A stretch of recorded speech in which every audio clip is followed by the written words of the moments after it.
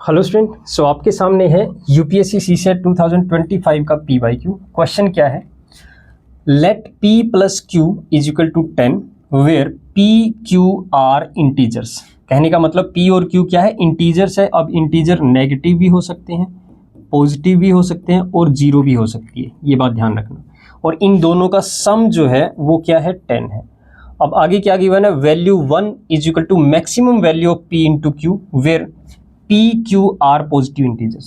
Value 2 is equal to maximum value of P into Q when P is greater than equal to minus 6, Q is greater than equal to minus 4.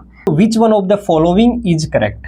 Question में क्या given है कि आपको एक तो condition दे दी कि P plus Q 10 होना चाहिए। अब अगर P प्लस Q जो है वो अगर 10 है तो इसका मतलब P और Q क्या क्या हो सकते हैं। P और Q क्या हो सकता है, या तो जैसे कि ये हो सकता है कि एक आपका क्या हो, 10 हो, दूसरा 0 हो, या 9 हो और 1 हो, या 8 हो और 2 हो। ठीक है, इस तरह से चल सकता है। या फिर 7 प्लस 3, 6 प्लस 4, या फिर क्या हो सकता है 5 प्लस 5 हो सकता है। उसके बाद अगर आगे चलेंगे यानी कि 4 प्लस 6 करेंगे तो बात एक ही है, जैसे कि ये वाला है। ठीक है, तो इसको नहीं लेंगे। अब उसके अलावा क्या हो सकते हैं, उसके अलावा ये भी हो सकते हैं कि एक पॉजिटिव एक नेगेटिव भी हो सकता है। यानी कि अगर मान लिया मैं एक को +12 ले लूँ तो दूसरा -2 भी हो सकता है, तब भी इनका सम 10 आएगा। ठीक है, या फिर जैसे पहले वाले को नेगेटिव ले लेते हैं, यानी कि अगर हमने पहले वाले को -6 ले लिया तो दूसरे वाला -16 हो जाएगा, तब भी ये 10 आ सकता है। मतलब एक पॉजिटिव एक नेगेटिव हो सकता है। या क्या तीसरी कंडीशन ऐसी हो सकती है कि दोनों नेगेटिव हो जाए। देखो, दोनों पॉजिटिव हो सकते हैं, एक पॉजिटिव एक नेगेटिव भी हो सकता है। क्या दोनों नेगेटिव हो सकते हैं? नहीं हो सकते, क्योंकि दो नेगेटिव नंबर का सम कभी भी +10 नहीं हो सकता। वो नेगेटिव हो सकता है, पॉजिटिव कभी नहीं होगा। ठीक है, तो दोनों नंबर नेगेटिव तो नहीं हो सकती, ये कंडीशन यहां पे गिवन है। ठीक है, चलो अब वैल्यू 1 की बात करते हैं। वैल्यू 1 में आपको क्या गिवन है कि P इंटू Q, इसकी मैक्सिमम वैल्यू चाहिए आपको, मैक्सिमम, जहां पे P और Q क्या है, पॉजिटिव इंटीजर्स है। अब पॉजिटिव इंटीजर में मैक्सिमम कहां पे हो सकता है, देखो ये हमने ब्रेक डाउन कर दिए हैं इनके, ये पॉजिटिव वाले, ये पॉजिटिव है और एक ये वाला पॉजिटिव है, तो ये सभी पॉजिटिव है।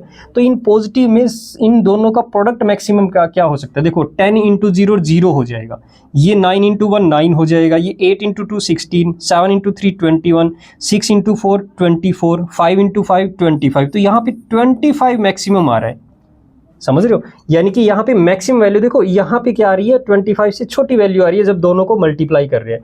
तो मैक्सिमम वैल्यू क्या कब आएगी, जब ये दोनों नंबर इक्वल हो रहे हैं, यानी 5 5 हो रहे हैं, तभी ये मैक्सिमम आ रहा है। क्योंकि 5 + 5 10 होना जरूरी है, और उसके बाद 5 इंटू 5 कर रहे हैं, तभी ये 25, यानी कि इसकी मैक्सिमम जो वैल्यू आ रही है वो 25 आ रही है। तो वैल्यू 1 तो हमें मिल गई है, क्या, 25। चलो अब बात करते हैं वैल्यू 2 की। अब वैल्यू 2 में क्या गिवन है कि P इंटू Q मैक्सिमम चाहिए यहाँ पे भी। ठीक है, अब ये मैक्सिमम के साथ कंडीशन दे दी कि P की जो वैल्यू है वो ग्रेटर देन इक्वल टू -6 है। तो इसका मतलब ये हुआ कि P की वैल्यू क्या हो सकती है, -6 के इक्वल हो सकती है, इससे बड़ी क्या होगी, -5 होगी, -4 -3 -2 -1 0 1 2 3 4, यानी कि इस तरह से आऊंगी, यानी पॉजिटिव नंबर कोई भी हो सकते हैं। इसी तरह से नेक्स्ट Q की वैल्यू जो है वो ग्रेटर देन इक्वल टू -4 है, तो -4 हो सकती है, या इससे बड़ी हो सकती है, -3 -2 -1 0 1 2 3 4, इस तरह से कोई भी वैल्यू हो सकती है।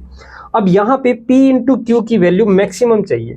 अब देखो, एक कंडीशन तो ये है कि पहली बात तो ये कि दोनों का प्रोडक्ट जो है वो क्या हो सकता है, यानी कि दोनों का प्रोडक्ट जो है मैक्सिमम चाहिए। तो अगर मैं दोनों को नेगेटिव लेता हूं, दोनों को अगर हम नेगेटिव लेते हैं तो इसका जो प्रोडक्ट है वो पॉजिटिव आ जाएगा। ठीक है, लेकिन क्या P और Q की दोनों की वैल्यू नेगेटिव हो सकती है? नहीं हो सकती। जैसा कि मैंने बताया यहाँ पे कि दोनों का सम 10 है, तो दो नेगेटिव नंबर का सम कभी भी 10 नहीं हो सकता।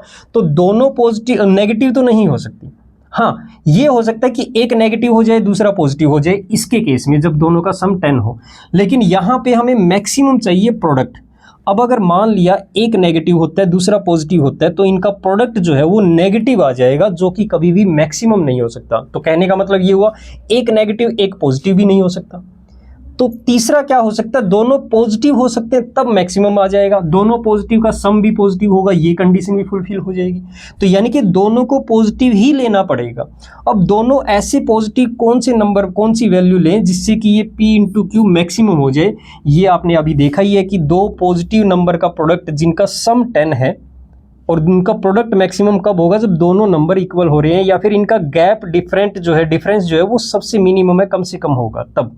ठीक है, तो यहाँ पे 5 इंटू 25 यानी कि 5 इंटू 5 जो है वो 25, ये ही मैक्सिमम बनेगा। तो यहाँ पे हमें p की वैल्यू भी 5 लेनी पड़ेगी, q की वैल्यू भी 5 लेनी पड़ेगी, क्योंकि दोनों 5 हो सकते हैं। इससे बड़ा -6 से बड़ी वैल्यू हो सकती है, -4 से बड़ी वैल्यू हो सकती है, तो वो 5 हो सकती है।